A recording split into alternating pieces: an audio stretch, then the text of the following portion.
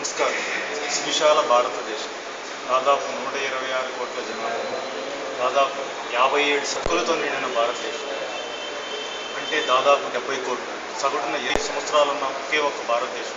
ప్రపంచంలో ఖనిజ సంపద అన్నీ ఉన్న దేశాలు ఉన్నాయి, కానీ యువజన శక్తి 70 కోట్ల జనాభా ఉన్న దేశం ఇక ముందు రాబోదు.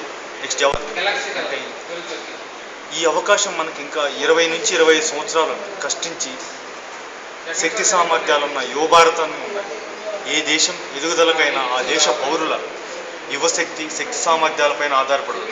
కానీ వారిని సద్వినియోగం చేసుకోకపోతే వారిని వినాశనానికి దారితీస్తుంది. ఎలాగంటే ప్రపంచంలో అతిపెద్ద ప్రజాస్వామ్యం ఇంతవరకు ఉన్న తీరుతెన్నులు వేరు, ఇకపై మనం వేసే అడుగులు వేరు. ఈ యువశక్తి ప్రపంచంలోనే ఏ దేశాన్నైనా ఇక ముందు జనాభా రీత్యా రాబోతుంది. వీరి సమృద్ధిని ఉపయోగించుకుంటే ప్రపంచాన్ని శాసించే రోజులు అతి దగ్గరలోనే ఉన్నాయి. నేడు దేశం ముందు ఉన్న అతిపెద్ద సవాల్ వీరికి పని కల్పించడం, వీరి నైపుణ్యం ఉపయోగించుకోవడం. ఈ బాధ్యత మన ప్రభుత్వాలపైన, మన అధికారులపైనే ఎక్కువ ఉంది. లేకుంటే విదేశీ శక్తులకి వీళ్ళు బానిసలుగా మారే అవకాశం ఉంది.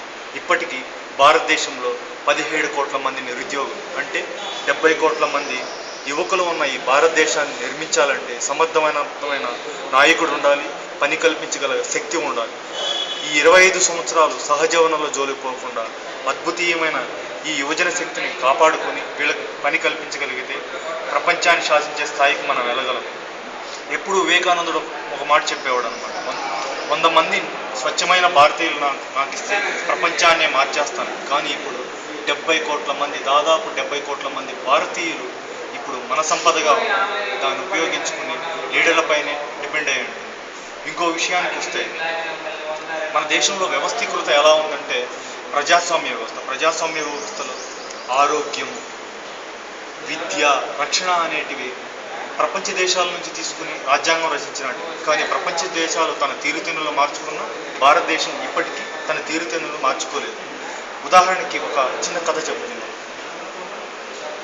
వివేకానందుడు చెప్పిన కథ. కొంతమంది భారతీయులు ఒక బోట్లో ప్రయాణం చేస్తూ ఉంటే ఏమైందంటే కొంత దూరం పోయిన తర్వాత ఆ బోటుకి ఒక చిన్న రంధ్రం పడితే నీ వల్ల రంధ్రం పడిందని ఒకరు, నీ వల్ల రంధ్రం పడిందని ఒకరికొకరు గొడవ పెట్టుకోవడం మొదలుపెట్టారు.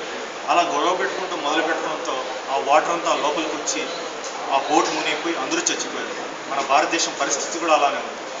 తీరుతెన్నుల్లో రావాల్సిన మార్పుల గురించి ఆలోచించకుండా తప్పు మీరు చేశారు అని చెప్పి ఒకరిపైన అబండాలు వేసుకుంటున్నారు. ఎలా అధ్వాన స్థితిలో ఉందంటే 5 మంది సజీవ దహనం అయిపోతే సుప్రీంకోర్టు నుంచి కానీ మన ప్రధాన హైకోర్టు నుంచి కానీ చిన్న దాఖలాలు లేవు. అంటే మనిషికి విలువ లేదా?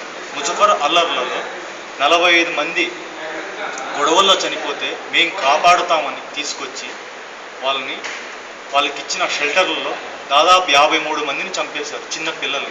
అది ఏ ఒక్క ప్రభుత్వం చేసిన తప్పు కాదు. భారతీయులుగా మనపైన నమ్మకంతో వచ్చిన వాళ్ళని మన చేజేతులారా మనం చంపాం. భారతీయులందరూ మనందరం కలిసి చంపాం. సహజ వనరుల విషయానికి వస్తే ఓబులాపురం గనులు తీసుకోండి. ఓబులాపురం గనుల్లో ఏం జరిగిందంటే గాలి జనార్దన్ రెడ్డి, అది ఫ్యూచర్కు సంబంధించిన ఎప్పుడైనా ఆస్తులు ఎప్పుడు అమ్ముకుంటామండి? మనం దివాలా తీసిపోయినప్పుడు, మనకి ఏ సోర్స్ లేనప్పుడు అమ్ముకుంటాం. అలాంటి ఆస్తుల్ని, సహజ వనరుల్ని 7,000 రూపాయలు మెట్రిక్ టన్ అమ్మాల్సిన దాన్ని కేవలం 27 రూపాయలకు వాళ్ళ స్వార్థం కోసం అమ్మి మన ఫ్యూచర్లో భావితరాల పౌరులందరూ నాశనం చేశారు. ప్రపంచ దేశాలన్నీ ఇప్పుడు భారతదేశం వైపు చూస్తున్నాయంటే ఒకే ఒక కారణం, యువజన శక్తి. దాన్ని కాపాడుకోవాలి. విన్స్టన్ చర్చిల్ చెప్పినట్టు భారతీయులు పొలిటికల్ గూన్స్ కాదు, పొలిటికల్ బూమర్స్ అని మనం ఒకసారి నిరూపించాలి. భారతదేశాన్ని వ్యవస్థీకృతంగా నిర్మించుకోవాలి. లేకపోతే ఈ దోపిడీదారులు డబ్బులు ఇచ్చి అమ్ముడుపోవడాలు, ఈ ఓట్లు అమ్ముకోవడాలు ఇలాంటివి చేసుకుంటూ పోతే భారతదేశంలో స్వచ్ఛత, నీకు రక్షణ ఉండదు, మాకు రక్షణ ఉండదు. ఓటు అనేది నీ ఒక్కటి రక్షణే కాదు, భారతదేశం రక్షణ. అది ఒక విషయం గుర్తుపెట్టుకోండి.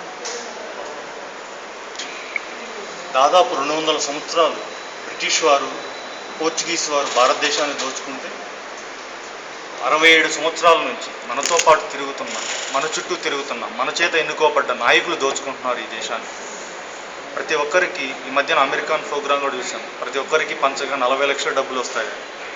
మన ఆర్థిక పరిస్థితి, మన రాష్ట్రంలో ఆర్థిక పరిస్థితి తీసుకోండి, 1,80,000 కోట్ల రూపాయలు. ప్రతి ఓటర్కి 6,83,00,000 మంది ఓటర్లు ఉండి ప్రతి ఓటర్కి 1 లక్ష, ప్రతి సంవత్సరం 1,44,000 రూపాయలు వస్తుంది. కేవలం వీడు 500 రూపాయలకి అమ్ముడుపోతున్నాడు. 500 రూపాయలు అంటే 5 సంవత్సరాలకి ఎంత వస్తుంది? దాదాపు క్యాల్కులేట్ చేసుకుంటే ఒక ఓటర్కి 28 పైసలు మాత్రమే వస్తుంది. భిక్షగాడు కూడా 1 రూపాయి ఇస్తే తీసుకోండి. అలాంటిది ఓటర్గా మీరు 500 రూపాయలకు అమ్ముడుపోతున్నారు. ఒకసారి ఆలోచించండి. మీరు అదే డబ్బు అడగాల్సి వస్తే ప్రతి సంవత్సరానికి 1,44,000 రూపాయలు మనీ అడగండి. ఉదాహరణకి మన ఆర్థిక వ్యవస్థ ఎలా ఉందంటే, ఎంత చిందరవందరగా ఉందంటే, చిన్న ఎగ్జాంపుల్ చెప్తాను. అమెరికాలో $1 పెడితే ఏం కొనుక్కోవచ్చు అండి? ఒక బన్ కొనొచ్చు, ఒక కోక్ కొనొచ్చు. ఒక దినార్ పెడితే గల్ఫ్ దేశాల్లో బన్, కోక్ అండ్ చికెన్ కొనొచ్చు. ఒక రియా పెడితే బన్ అండ్ కోక్ కొనుక్కోవచ్చు. ₹1 పెట్టి ఏం కొనుక్కోగలవు నువ్వు? అంత అధ్వాన స్థితికి మన ఆర్థిక పరిస్థితిని తీసుకెళ్లారు ఈ నాయకులు. ఒకసారి ఓటర్గా ఆలోచించి ఓటు వేయి. నిజమైన నాయకుడు ఎవరో నీకు తెలుసు. డబ్బులకు అమ్ముడుపోయావనుకో ఇంకా 100 సంవత్సరాలు ఇలానే ఉండాల్సి.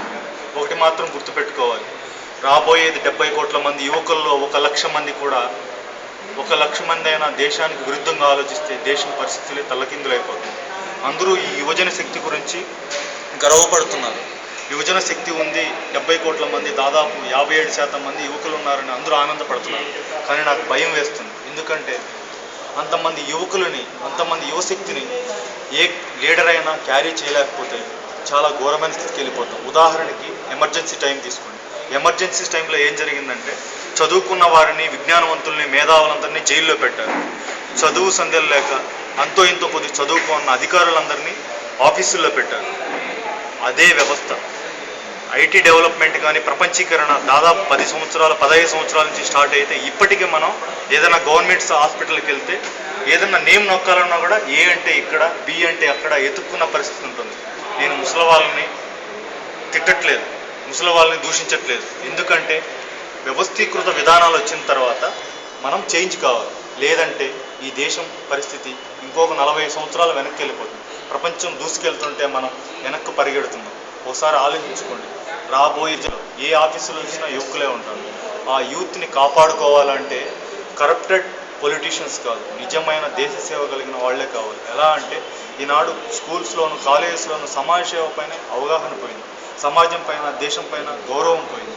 ఒకప్పుడు ఎస్వి యూనివర్సిటీలో ఒక ప్రొఫెసరు పోయి వార్లో చనిపోతే అక్కడున్న స్కాలర్స్ అందరూ పోయి వార్లో జాయిన్ అయ్యారు. సో అలాంటి దేశభక్తి మళ్ళీ పెంపొందించాలంటే ఒక చిన్న స్థాయి నుంచి, పిల్లల నుంచి ఇప్పటి నుంచే పెంపొందించితే తప్పితే సమగ్రమైన దేశాన్ని కాపాడుకోలేము. ఎందుకంటే దేశం పైన భక్తి లేకపోతే, దేశం పైన గౌరవం లేకపోతే సమాజం పైన అసమానతలు వస్తాయి, సమాజం పైన విద్వేషాలు పెరుగుతాయి, కంట్రీని కొలాబరేట్ అయిపోయే పరిస్థితులు ఉన్నాయి. అందుకే ఈరోజు ఈ 2014 వచ్చే ఎలక్షన్స్ నుంచే గుర్తుపెట్టుకోండి, ఒక విజన్ ఉన్న లీడర్ని ఎన్నుకోండి, ఒక విజన్ ఉన్న దారిలో పయనించండి. ఇప్పటి కళ కాదు, వచ్చే 20 సంవత్సరాలు కష్టపడాలన్న కళతో ముందుకు వెళ్ళండి. ఆ కళ కోసం, సాకారం కోసం 25 సంవత్సరాలు నీ దగ్గర పని చేయించేవాడు ఉంటే వానికి ఓటేయండి, అటువైపు వెళ్ళండి, దేశాన్ని కాపాడండి, దేశ నిర్మాతలు కండి, దేశాన్ని కలిసి నడిపిద్దాం, కలిసి నడుద్దాం, సమగ్రమైన సమాజాన్ని నిర్మిద్దామని కోరుకుంటూ సెలవు తీసుకుంటున్నాను. Thank you very much.